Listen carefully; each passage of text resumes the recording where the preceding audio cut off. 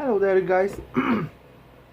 So as you can see by the name of the title of my video, today we're going to talk about One Piece chapter 904.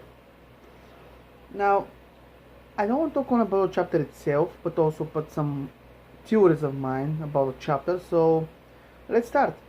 Okay, so the first thing I want to talk about is the war that the Revolutionary Army will declare against the world government, aka the Celestial Dragons. Now, about this, we had some idea for a long time ago that this may happen, may Dragon go to Reverie, a lot of theories go there that, Dragon will declare the war the Reverie, so it's not that surprising this thing, but it's confirmation, so it's always good. And it's cool. The whole chapter on the beginning was cool. You see Ivankov, you see Inazuma, you see like Koala, Sabu fanboying for Luffy's feats, which was pretty cool. Ivankov knew about the and the confirmation. What more, because last chapter we saw how they're reading the newspapers and they write about Sanji, so now Ivankov confirms this kind of things, which is cool. Okay, now let's go to the more important part, okay? Now, first, Lucia Kingdom. Okay. They have and before start talking about the commanders, I wanna point a couple of things, like, that I'm interested in. So, first of all, Pinkbeard.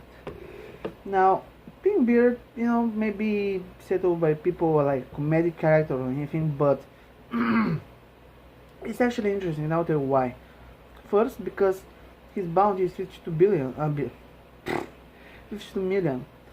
which is not a small bounty for, like Atoll. I mean, Luffy's first bounty was 30 million.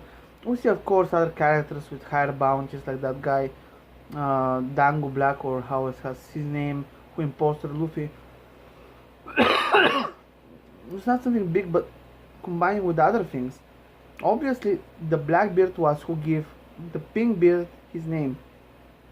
So that's happened in the last 2 years when the Blackbeard became an emperor, and then he started working under Blackbeard, or Blackbeard had people who worked for him before under the shadows. Like before he take the place like an emperor, because Pinkbeard, I mean, how many different color of beards there's? I mean, yeah. Because Blackbeard, because Blackbeard has his people long before actually leave the Whitebeard's crew. He had his people, he just joined them back, alright? So that's interesting. Also, Pinkbeard, the citizens of the island talk about some, like celestial gold that they had to pay the celestial dragons, which I don't know what it is, because this is the first thing we heard something like that the country actually pay celestial gold. It's something we never heard before, so that's interesting.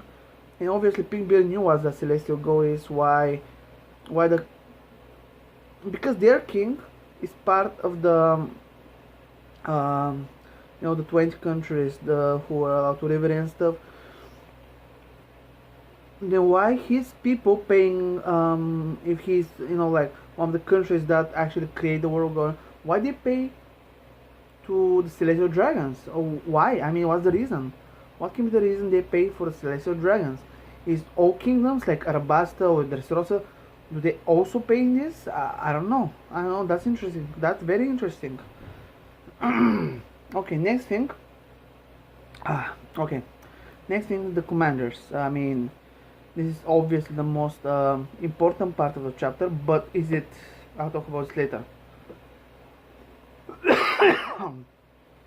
Okay, first we start with the first character, so Morley, in his the West Army Revolutionary Army commander, and also East, West, South, North. Is this the commanders from the each blue, east, west, north, and south, or is from different kind of region of the I don't know, because the place where Robin went was East Blue, and they have a obviously a revolutionary army there, right? So is this from the Blues, and this each of these commander take like a part of the Grand Line as well, or I don't know how it works, but we'll talk about this later. Okay, first Morley. Now Morley, it's an interesting character. He looks like a giant. He's a really big dude, but he's more like Edward Weevil, I don't know, or Whitebeard, because they're not giants. They're just gigantically looking, and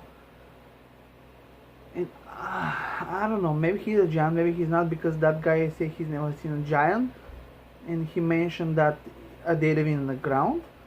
But if he's never seen a giant, then how he knows giant? I mean, maybe it's just gigantic people. No.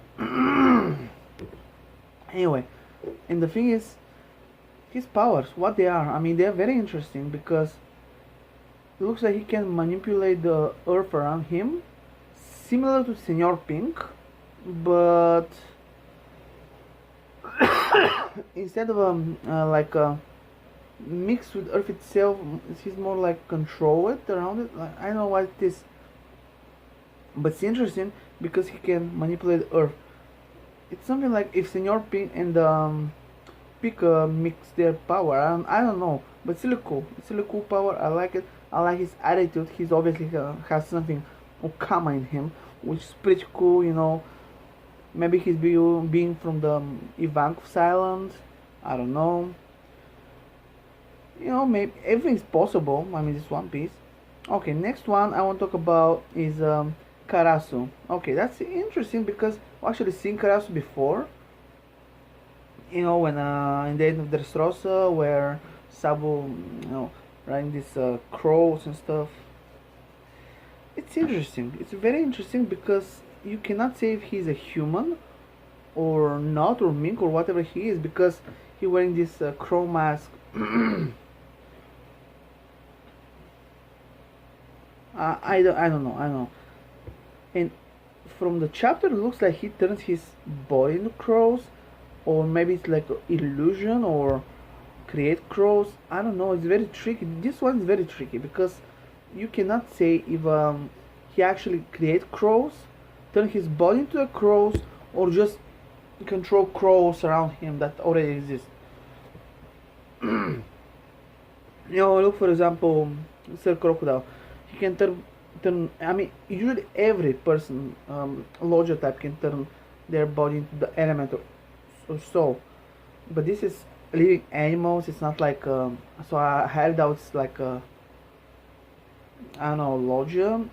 Looks like more permissive, but it's more than like to be a zone type. I don't know. We'll see about that. Also, he can control them. He needs speakers, so he cannot speak with this thing in his mouth, or this thing is there to translate his words. He can speak human language, maybe. And that's why this thing is there to translate this to a, I don't know. There are main theories that goes around here, right? But he's still interesting character, and he's more like a support character, because you know, like Bello Betty, which is next. Tone support. I don't know about that. We'll see next chapter. Next, Bello Betty. This is very sexy and interesting character. I'll talk about one second. Well, I'm hungry. Okay. Hey, 1 second.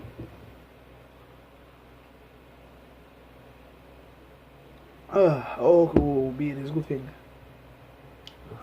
But anyway, Bello Betty.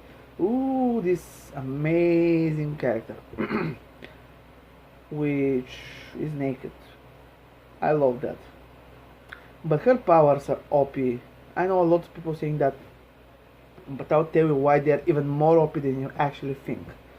First of all, what we know from a couple of characters, every devil fruit has awakening form, right? Everyone. Now, if the fruit of Betty can literally pump the people, giving them confidence and actual power to be stronger, which reminds me of Django, or just without hypnosis or anything, which is very interesting actually. What's gonna happen to Django, because he's literally Betty is like a Django on steroids pretty much, and she's part of the revolutionary army from what I saw. We know why they recruit her, why she's naked, or this, but she's very interesting because obviously she have like two kind of identities, because when she's with the glass she's a total bitch, when she's without them she's like I don't know, she's like more with more humanity. I don't know, that's not important at the moment. And the thing is her powers. If her devil fruit is not awake in the moment and can do that, can you imagine what this devil fruit can do when you're like awakened? For example, when Django hypnotized these people on the island, on the Kaya's island, Yusuf's island, only one of them was able to broke cliff with his bare hands, while before that he wasn't. So if her devil fruit awakens, maybe she'll make people actually way too strong, like monsters.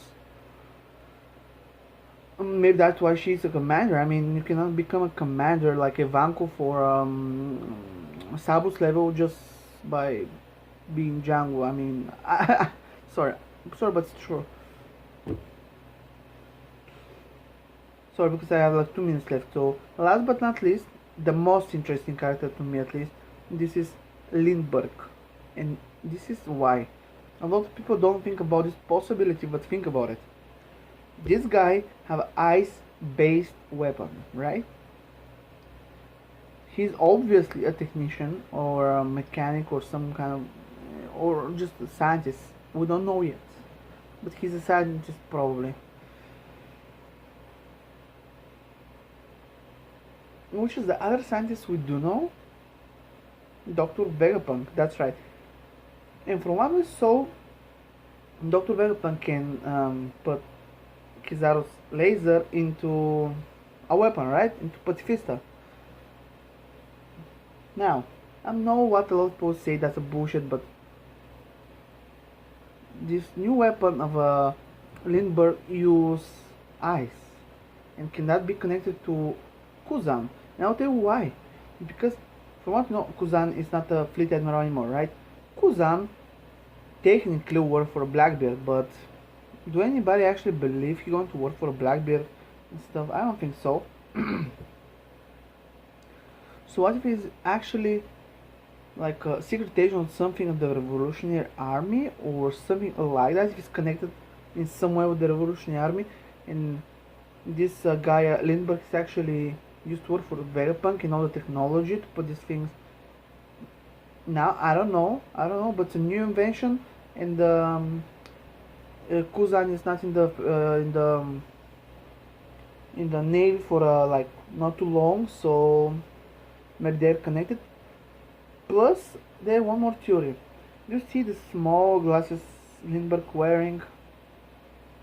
Doesn't that remind you a little bit of the Frankie brothers small giggles they used to wear?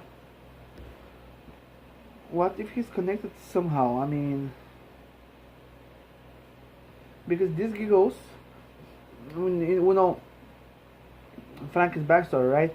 His parents being like scientists and the mechanics and stuff. They were scared, and the guys who Frankie met before, they didn't wearing these glasses. They started wearing these glasses after Frankie met them. So what if, I don't know, I mean, you get the point, right? This guy is connected to Frankie somehow. There's some parents, maybe somebody from the Frank family that left. We don't know. Sorry, it's not too much, but that's for me, because I have 20 seconds left until 15 minutes, right? So next time I'm doing another video. So like, comment, subscribe. Thank you very much. If you watched the video, you're awesome. Continue watching One Piece. See you next time. Bye bye.